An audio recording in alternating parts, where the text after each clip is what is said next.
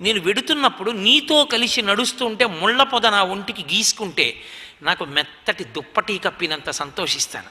కాబట్టి అగ్రతస్థే గమిష్యామి మృద్దంతి కుశకంటకాన్, ముందు నడిచి ముళ్ళని కూడా తొక్కి నేను మెత్తన చేస్తాను. తప్ప నువ్వు పక్కన లేకపోతే మెత్తటి తివాచీలు పరిచిన అంతఃపురంలో అడుగు తీసి అడుగు వెయ్యమన్నా నేను వెయ్యలేను. నాకు ఇష్టం ఉండదు.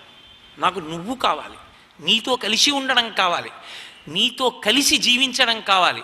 నీకు దూరంగా ఉండడం సుతారము నాకు ఇష్టం కాదు. ఎందుకు ఇష్టం కాదంటే అది నా మానసిక బలహీనత కాదు, అది వైదిక హృదయం కనుక. కేవలం నీతో ఉండడం కాదు, నీతో కలిసి ఉండి నిన్ను సుఖపెట్టడం, సంతోషపెట్టడం, ఇద్దరం కలిసి సంతోషంగా ఉండడం, తృప్తిగా జీవనం చేయడం, అదే రామాన హృదయం. అందుకని నాకొద్దు. ఇద్దరం కలిసి అరణ్యానికి వెళ్ళిపోదాం. ఇది తప్పు అని నువ్వు చెప్పు, ఇలా ఉండకూడదని నువ్వు నాకు చెప్పు, అప్పుడు నేను దాన్ని పరిశీలిస్తాను. అది తప్పని ఎలా చెప్పగలడు రాముడు మాత్రం? అరణ్యంలో ఉండే కష్టాలు చెప్పడం మొదలెట్టాడు.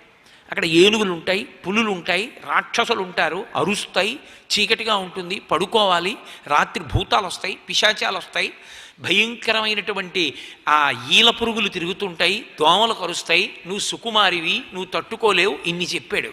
ఆవిడ ఏమందో తెలుసా?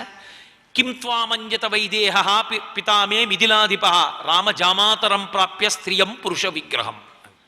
అసలు భర్త తనని తీసుకెళ్ళడేమో, తనకి దూరం అయిపోతాడేమో, తన వైదిక ధర్మం పోతుందని భర్తని విడిచిపెట్టి ఉండలేక ఆక్రోశిస్తున్నటువంటి ఒక ఆడది తన భర్త దగ్గర స్వతంత్రంగా ఆ మాట అనకపోతే ఊళ్ళో ఎవరి దగ్గర అంటుంది అలా? స్వాతంత్ర్యమైనా అంతే, పరమేశ్వరుడి దగ్గరే స్వాతంత్రం చెప్తున్నామే. ఎవడబ్బా సొమ్మ నీ కులుకూచూ తిరిగేవు రామచంద్ర అన్నాడు. రాముడు నొచ్చుకున్నాడా? ఒక భార్య ఎంత ఆక్రోశమో వచ్చేసింది, ప్రేమతో తట్టుకోలేక భర్తనంది. అది సహృదయంతో స్వీకరించాలి. అంతేకాని దాన్ని కూడా విపరీత వాక్యం కింద తీసుకున్నాం అనుకోండి, అసలు దాంపత్యానికి అర్థం ఉండదు. రాముడు నరుడని కథ చదివినప్పుడు రామచంద్రమూర్తి ఇల్లాలైన సీతమ్మ ఆ పరిస్థితుల్లో అలా మాట్లాడడం 100కి 100 పాళ్ళు సహేతుకం. అప్పుడు కూడా మాట్లాడకపోతే అర్థం లేదు ఇంకా అసలు ఆ కథకి. అంత ఆవేశం వచ్చినప్పుడు, అంత బాధ వచ్చినప్పుడు, ఏటా పులులు ఉంటాయంటావు, ఏనుగులు ఉన్నాయంటావు, సింహాలు ఉన్నాయంటావు, రాక్షసులు ఉన్నారంటావు, ఏవో పెద్ద కోదండం పెట్టుకుని వీరరాఘవ విజయరాఘవ అని తిరుగుతుంటావు. మొగాడివి కావు, నువ్వు రక్షించలేవు, వాటిని కొట్టి ఇంతమంది రాక్షసుల్ని చంపగలిగిన మొనగాడివి, ఏనుగులుంటాయి పులులుంటాయి, నువ్వు రావద్దంటావేంటి? అనద్దు. సీతమ్మ మాట వెనక ప్రేమ రాముడు చూడగలిగాడు, మనకెందుకు విపరీత వ్యాఖ్య? కాబట్టి ఆవిడ ఏదో అనేసిందని మనం బెంగపెట్టుకోవలసిన అవసరం లేదు. ఆవిడ పరమసహేతుకంగా మాట్లాడింది. ఆ దాంపత్యంలో ఆ పరిస్థితులలో అంతకన్నా ఇంకోలా మాట్లాడడం ఎవరికీ సాధ్యం కాదు.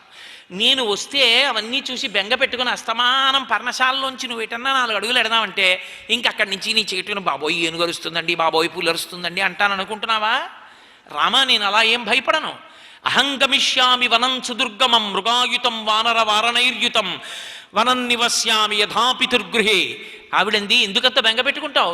నాకేం భయం లేదు రామా. అహంగమిష్యామి వనం సుదుర్గమం మృగాయుతం వానర వారణైర్యుతం. ఏనుగులతో, వానరములతో, క్రూర మృగాలతో ఉన్నటువంటి అరణ్యంలో నేను నీతో కలిసి తిరుగుతాను. నేను ఎలా ఉంటానో తెలుసా అరణ్యంలో ఉన్నప్పుడు? అహం నివస్యామి యథా పితుర్గృహే. పుట్టింటికి వెళ్ళిన ఆడపిల్ల ఎంత సంతోషంగా ఉంటుందో నేను అంత సంతోషంగా ఉంటాను. ఒక ఆడపిల్ల ఒక చోటి నుంచి ఒక చోటికి వెళ్ళడం అంటూ వస్తే సంతోష ప్రకటనం చెయ్యాలి అంటే అదొక్కటే మార్గం. అత్తవారింటి నుంచి ఎక్కడికో వెడితే ఈ ఇల్లు వదిలేసి ఆ ఇంటికి వెళ్ళిపోతే నాకు ఎంత సంతోషంగా ఉంటుందో అంత కదా ఆడపిల్ల. అలా అన్నా మర్యాద కాదది. ఏమంటుంది? పిచ్చి తెల్లు అనగలిగిన మాట ఒకటే, మా పుట్టింటికి వెడితే మళ్ళీ మా నాన్నగారు, మా అమ్మ ప్రేమ అవన్నీ ఎంత సంతోషంగా ఉంటుందోనండి అంటుంది. రామ, నాకు అరణ్యానికి వెడితే పుట్టింటికి వెళ్ళినంత సంతోషంగా ఉంటుందండి.